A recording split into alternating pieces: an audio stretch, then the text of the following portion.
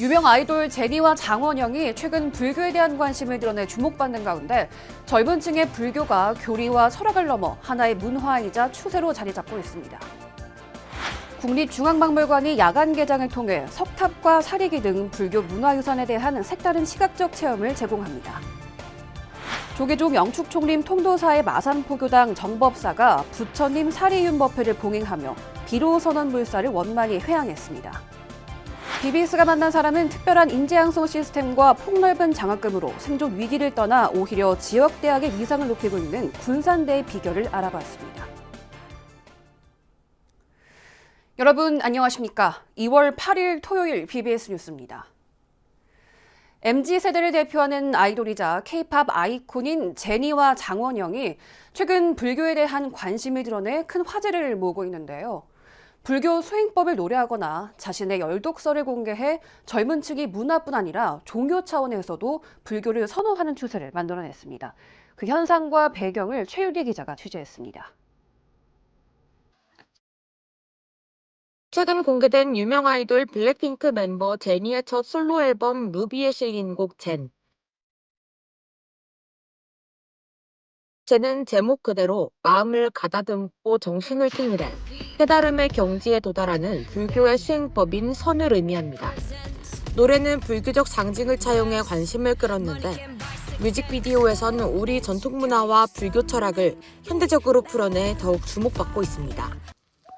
불교에서 지혜를 상징하는 부엉이를 통해 도달하고자 하는 깨달음의 상태를 표현하는가 하면 고통 속에서 깨달음을 얻는 과정의 상징인 연꽃을 통해서는 번뇌를 통한 성장의 메시지를 전달했다는 해석도 존재합니다.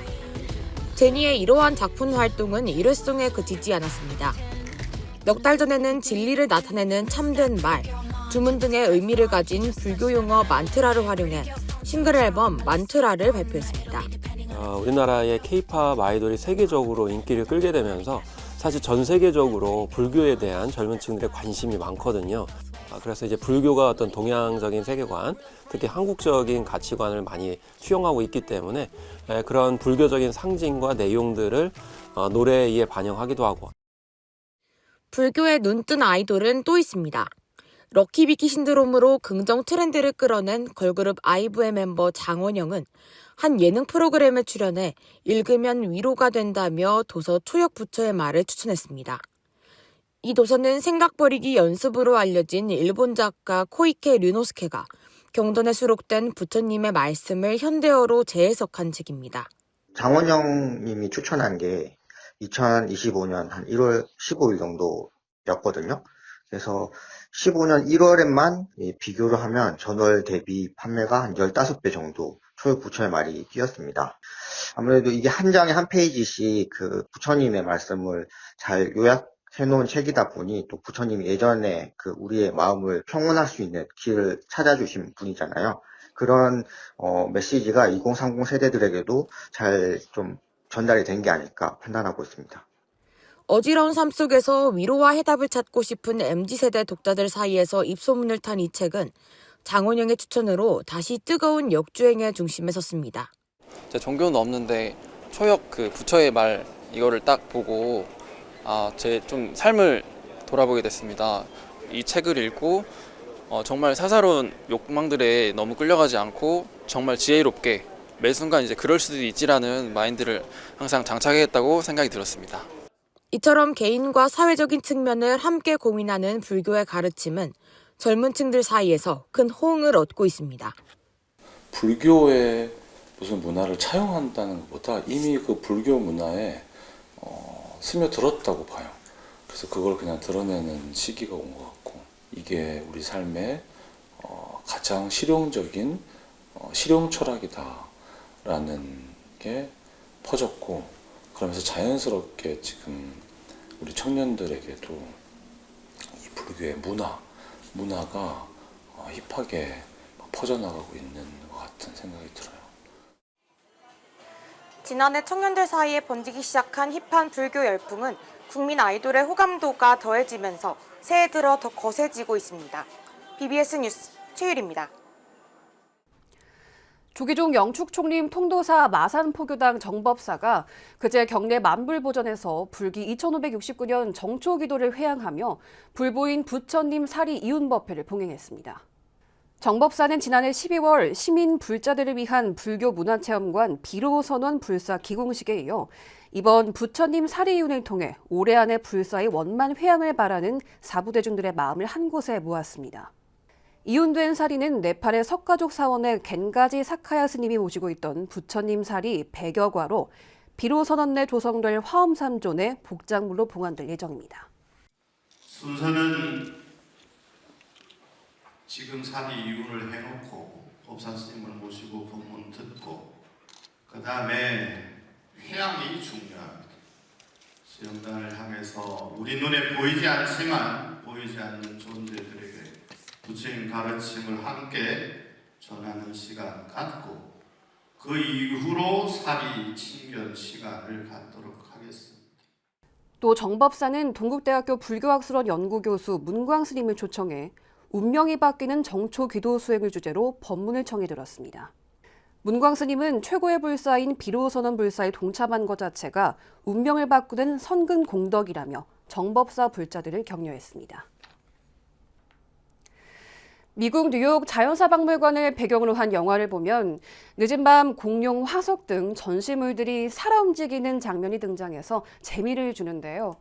우리나라를 대표하는 박물관인 국립중앙박물관이 야간 개장을 통해 석탑 같은 불교 문화유산들을 마치 살아있는 듯 생생하게 관람객들에게 전달해 화제가 되고 있습니다. 박준상 기자가 국립중앙박물관 야간 개장 현장을 찾았습니다. 저녁 퇴근 시간 무렵에 국립중앙박물관 3층 조각공예관. 화려한 금빛 정각 내부에 수정 사리병이 안치된 통일신라시대 사리장원구 가문사지 동탑 사리기 주변으로 시민들이 모였습니다. 국립중앙박물관이 20년 가까이 매주 수요일 저녁 6시와 7시 두 차례 진행하고 있는 대중교양 프로그램 큐레이터와의 대화 참가자들입니다. 박물관 내 전체 문화유산을 대상으로 하지만 이달은 사리장원구와 고 이건희 회장이 기증한 대설대보 부모 은중경, 조선시대 불상 등 불교 문화유산이 대거 주제로 선정됐습니다. 발언문에 보면 항상 중생의 공덕을 바랍니다라는 내용이 거의 들어가고는 있습니다. 그만큼 이 사리장원구가 나의 발언에서 시작이 되지만 우리 모두의 중생을 위해서 제작된 점이라는 거 말씀드리겠습니다. 전문 학예 연구사들로부터 현재 전시 중인 작품들의 설명뿐만 아니라 풍부한 예술사적 흐름을 들을 수 있는 시간으로 문화유산의 이해를 한층 높이고 있습니다. 사리장원구라는 것 자체가 이게 대중적으로 알려진 작품은 아니잖아요. 이 사리장원구가 뭐고 사리가 무엇이고 우리가 이 사리장원구가 왜 만들어졌는지 그거를 그냥 좀 더 알려드리고 싶어서. 큐레이터와의 대화가 끝난 시각. 바람처럼 빠르게 흩어진 참가자들이 행한 곳은 박물관 1층 경천사지 10층 석탑 앞입니다.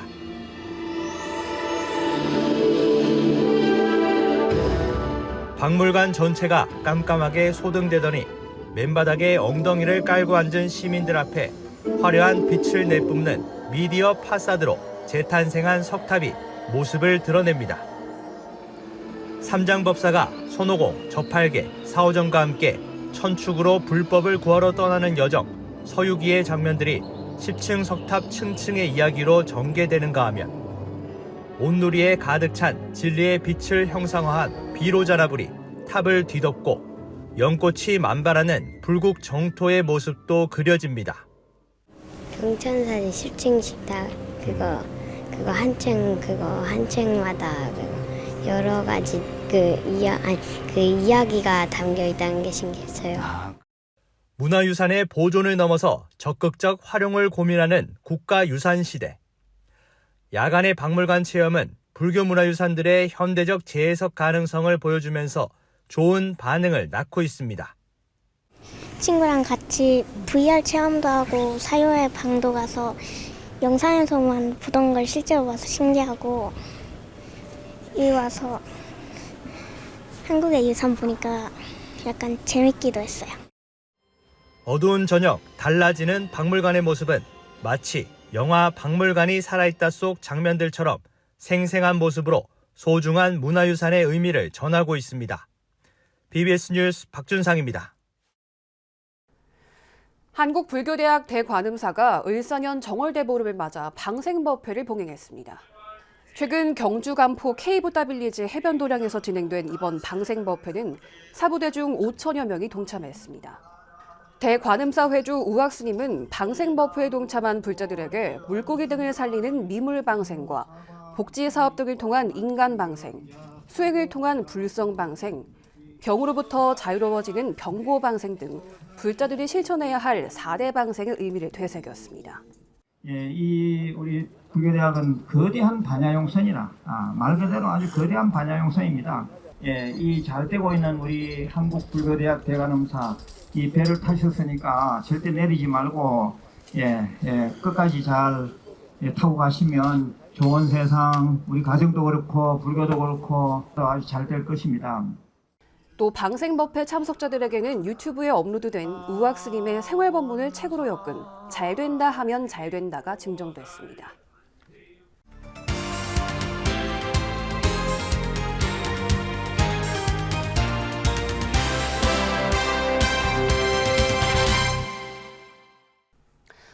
최근 대학에서는 사립뿐 아니라 국립대도 등록금 인상 여부가 주된 의제입니다.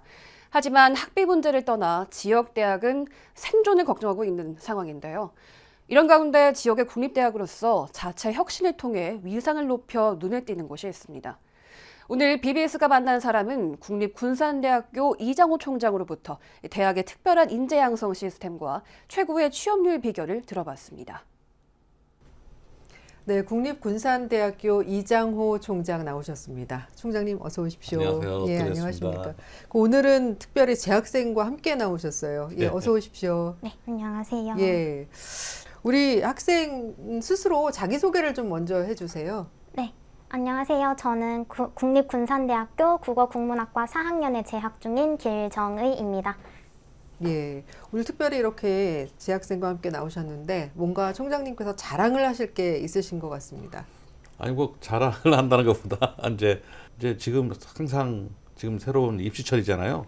이제 2월 말까지는 학과들을 정하고 또 학생들이 또 진로를 정하고 그러는데 우리 대학이 이렇게 학생들의 선택을 강화하고 교육을 이렇게 자유롭게 한다는 거에 대한 사례를 조금 우리 BBS 시청자 여러분께 소개해드리면 조금 더 좋은 선택의 기회가 되지 않을까 싶어서 학생이랑 같이 왔습니다. 예, 알겠습니다. 이번에 어떻게 뭐 신입생 모집 결과 뭐 나왔습니까? 어땠습니까? 예, 뭐 이제 그 수시는 끝났고요. 네. 정시도 이제 거의 이제 마무리가 돼서 이제 되는데 그 신입생 충원율 이것들은 이제 전년도 대비해 좀 향상됐고요. 그보다는 더 우수한 학생을 유치해서 좀 더 많은 기회를 드리는 저희가 갖고 있는 여러 가지 장점으로 그런 거가 이제 저희의 이제 소망이라고 생각합니다.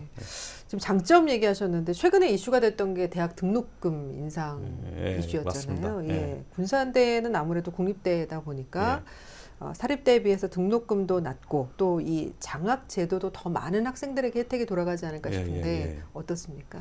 그렇습니다. 저희가 그 벌써 17년째 올해로 17년째 동결인데 동결이 아니라 중간에 한번 인하를 한 적이 있어요. 등록금 점점 쉽게 말하면 우리 학부모님들이 생각하실 때 1년에 90만 원으로 우리 대학을 다닌다 생각하시면 됩니다. 그러니까 그 장학생이 숫자로 치면 거의 90%가 장학 혜택을 봅니다. 네네. 우리 길정희 학생 옆에서 고개를 끄덕끄덕 하셨어요. 학생 입장에서 어떻습니까? 실제로 이렇게 학비 부담이 적은 부분이 어떤 이점이 있는지 체감이 됩니까, 실제로? 네, 일단 다른 학교에 다니는 특히 사립대에 다니는 친구들은 학비를 벌려고 휴학을 하는 경우도 좀 많이 봤는데 제 주변에는 일단 학비를 벌기 위해 휴학을 한 친구들은 한 명도 없었던 것 같아서 학생이 부담 없이 다닐 수 있는데 좀 장학금이나 등록금이 좀 싼 게 좀 많은 도움이 되고 있다고 생각합니다. 그러니까 학생들이 학업에 전념을 해야 되는데 아르바이트를 하기 위해서 일을 하다 보니까 학교 끝나면 바로 공부를 할 시간이 없고 계속 일을 해야 되니까 그런 좀 부작용이 있었는데 군산대에서는 그럴 염려가 없이 그냥 학업에만 전념할 수 있는 그런 분위기가 되겠네요, 총장님. 그렇습니다. 그러니까 국내 학생뿐만 아니라 네네. 외국인 학생도 사실은 일정 부분 사회 경험을 하는 거는 학생들한테 좋지만 예. 이게 이제 과도하게 공부 시간까지 이렇게 없을 정도까지 하는 거는 학생 신분으로서 좀 그렇죠. 어려운 일이죠. 근데 그런 예. 일들이 벌어지지 않도록 예. 저희가 잘 보살피고 있습니다. 일부 사립대의 경우는 뭐 휴학도 하잖아요. 학비를 벌기 위해서. 예. 우리 길정희 학생이 지금 이 자리에 나온 이유가 있잖아요. 네. 예. 저는 전과 프리 제도라는 그 혁신 제도를 통해서 좀 수혜를 받은 학생 대표로 나오게 되었습니다. 네. 지난 시간에 총장님 전과 프리 제도에 대해서 아주 자부심을 갖고 말씀을 해주셨는데, 예. 실제로 이번에 뭐 입학생 취업률 제고 이 바탕에 전과 프리 제도가 작용을 했다고 보시는 거죠? 그렇습니다. 이제 학생이 예. 재학 기간에 예. 재학 기간 동안에 자기가 가야 될 바에 대한 진로를 결정하고 그 부분에 대한 전문성을 강화해서 네. 사회에 진출하는 게 그게 이제 학생도 좋고 기업도 좋고 우리 사회에서도 크게 고등교육기관이 해야 될 일이다라는 네. 생각을 하고 있습니다. 그러다 보면은 학생이 자유롭게 공부를 선택해서 해봐야 되기 때문에 그런 부분에 대한 그 자유로움을 학생한테 완전히 줬고 예. 그다음에 그 교육을 공급하는 공급자 네네. 교수나 학교 시스템이 능동적으로 그걸 대응해주는 그런 체제를 구축해 가고 있습니다. 네네. 그 길정희 학생 지금 4학년이죠. 네, 4학년. 예. 지금 전과 프리 한 학년이 4학년 때 네. 어디에서 어디로 전과를 한 건가요? 저는 컴퓨터공학, 그러니까 소프트웨어 공학에서 네. 국어국문학과로 전과를 4학년 1학기에 했습니다. 계열을 옮겼네요. 네, 완전히 바꿨습니다. 오, 예. 왜 그렇게 그런 선택을 하게 된 거예요? 일단 수시 접수 기간에 제가 국문과에도 관심이 있었는데 좀 취업이나 이런 쪽으로 좀 더 좋은 선택을 하는 게 너에게 도움이 되지 않겠느냐라는 조언을 많이 들어서 취직이 잘 되는 과인 컴퓨터공학을 선택을 했다가 네네. 3학년 때 교양 수업을 국어국문학과 쪽으로 들었는데 이때 내가 정말로 하고 싶은 게 이쪽이었던 것 같다라는 생각이 들어서 좀 늦은 시기지만 전과를 결심하게 됐습니다. 알겠습니다. 자, 그리고 지난 시간에 마이크로 디그리, 이제 기업과 학생을 매칭해 나가는 과정이라고 설명을 해주셨어요. 그 성과가 올해 더 가시화된 부분이 있습니까? 어떤 것 같으세요? 학생들이 3학년 때가 되면 자기 전공이랑 관련 없이 이렇게 취업을 하고자 하는 분야에 채용이 연계된 과목들, 기업들이 원하는 과목을 들어서 네. 소학위를 받게 되고 그 소학위, 마이크로 디그리라고 합니다. 그 소학위를 받은 학생들은 그 기업과 연계돼서 이제 취업할 수 있는 기회가 이제 쉽게 열리게 되는데 네. 저희가 지금 대표적으로 하고 있는 게 그 스마트 팩토리 네네. 제조 혁신 전문가 과정인데요. 이제 우리 그 전북 특자도에서 도지사가 이제 우리 특자도에 들어있는 기업들, 유치한 기업들에 대해서 제조 혁신 또 품질 관리가 세계적으로 이루어질 수 있도록 삼성의 제조 기술과 같이 손을 잡고 하는 중점 역점 사업입니다. 네네. 네. 이렇게 설명을 해주셨지만은 실제로 이 과정을 이수한 학생 얘기를 또 안 들어볼 수가 없어서요. 저희가 영상으로 담아봤습니다. 안녕하세요. 24년도에 국립군산대학교 조선공학과를 졸업하여 오식도동에 있는 NEK 회사에서 선박용 베어링 생산 및 관리직을 맡고 있는 27살 박유한입니다. 재학 중 스마트 공급 사슬 관리 정규 수업, 셀프 리더십 교양 수업, 자격증 4가지를 취득하여 스마트 팩토리 레벨 MD1, 1을 이수하게 되었습니다. 설계 직무는 독학으로 경험을 쌓을 수 있지만 관리 직무는 기사 자격증을 취득한다 하더라도 직접 관리 직무를 경험할 수 있는 기회가 많지 않았습니다. 관리 직무로서 경험을 쌓을 수 있는 곳이 현장을 경험해 보는 것 말고는 없을까라는 의문을 가지던 중 조교 선생님과 교수님의 추천을 통해 스마트 팩토리 마이크로 디그리 과정을 접하게 되었습니다. 스마트 팩토리를 통해 배운 내용이 실무 능력에 도움이 된다는 점을 깨달으며 현재 회사에 매우 만족하며 다니고 있습니다. 이 정도면 지역 내에서는 군산대 인기가 상당하지 않을까 싶은데 어떻습니까? 뭐 일단 그뿐만 아니라 저희가 이제 일단은 그 여러 가지 이러한 저희 혁신적인 시스템을 또 교육부랑 정부에서 상당히 지원을 해주기 때문에 예, 재정을 상당히 크게 확보를 해놔서요. 뭐 통학버스를 뭐 전교생이 다 무료로 하게 한다든지 그걸 떠나서 이제 교직원까지 다 무료로 왔다 갔다 합니다. 그뿐만 아니라 이제 저희가 장학금도 주다가 이제는 그 등록금이 아니고요 생활비성 장학금을 줍니다. 준다. 왜냐하면 이제 학생 가정 형편에 따라서 등록금이 문제가 아니라 이 생활이 안 돼서 학교를 못 다니는 학생들 있잖아요. 그렇죠. 아까 말씀드렸듯이 뭐 이게 알바만 하다가 공부 시간을 못 치는 그런 학생들을 위해서 생활비성 장학금도 저희가 선발해서 줍니다. 그래서 공부할 마음만 있다면 우리가 우리 대학 안에서 꼭 사회에서 필요한 인재로 성장할 수 있는 그런 토양을 제공해주고 있습니다. 알겠습니다. 총장님 어느덧 인터뷰 마무리해야 될 시간이 됐는데요. 일단 총장님하고 또 함께 나온 우리 길정희 학생 마무리로 한 말씀씩 듣고 인터뷰를 마무리를 하겠습니다. 총장님 먼저 한 말씀 해주시죠. 답설 야중거 눈 덮인 들판을 걸어갈 때는 불수호란행 함부로 걷지 마라. 금일 아즈 행적 오늘 내가 걸어간 발자국은 수작 후 인정 뒷사람의 이정표가 되느니라. 이게 이제 서산대사가 지으신 시로 알려져 있는데요. 제가 이 시를 우리 BBS 시청자 여러분과 공유하면서 우리 군산대가 지역에 이름 없는 대학이지만 세계적인 국립대로 도약하는 그런 모습을 보여드리겠다는 말씀을 다시 한번 드리겠습니다. 감사합니다. 우리 길정희 학생 오늘 이렇게 총장님하고 방송 출연한 소감이 어떤가요? 저 개인적으로는 이런 자리에 이런 특별한 경험을 할 수 있어서 좋았고, 그리고 나아가서는 그 전과제도라는 그 혁신적인 제도를 소개할 수 있는 그 수혜자 중에 한 명으로서 그 고민하는 학생들이나 학부모님들께 좀 도움이 될 수 있는 정보를 제공할 수 있게 되어서 정말 더 뜻깊은 자리라고 생각하고 있습니다. 예, 오늘 이렇게 나와주셔서 두 분께 감사드리겠습니다. 고맙습니다. 감사합니다. 감사합니다. 네. 자, 국립군산대 이장호 총장과 4학년 재학생 길정희 씨와 함께했습니다.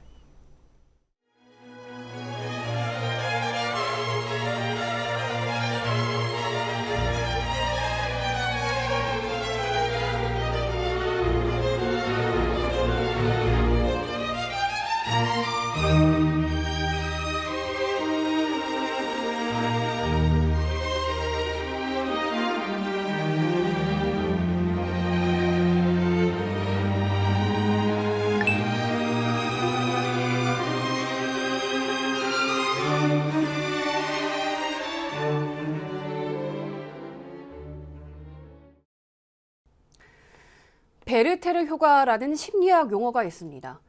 행동의 모방을 가리킨 말인데요. 부정적인 현상을 의미하지만 긍정적으로 보자면 유명인이나 평소 존경하고 또 선망하는 인물을 따라하고 싶은 마음을 설명하는 겁니다. 특히 모방 현상은 젊은 층에서 더 뚜렷하게 나타난다고 하죠. 연말 시상식 때면 일부 연예인들이 신앙을 고백하는 수상 소감으로 눈살이 찌푸려지곤 했는데 제니의 노래 덕분에 묵은 채증이 내려갑니다. 2월 8일 토요일 저희가 준비한 소식은 여기까지입니다. 시청해주신 여러분 고맙습니다.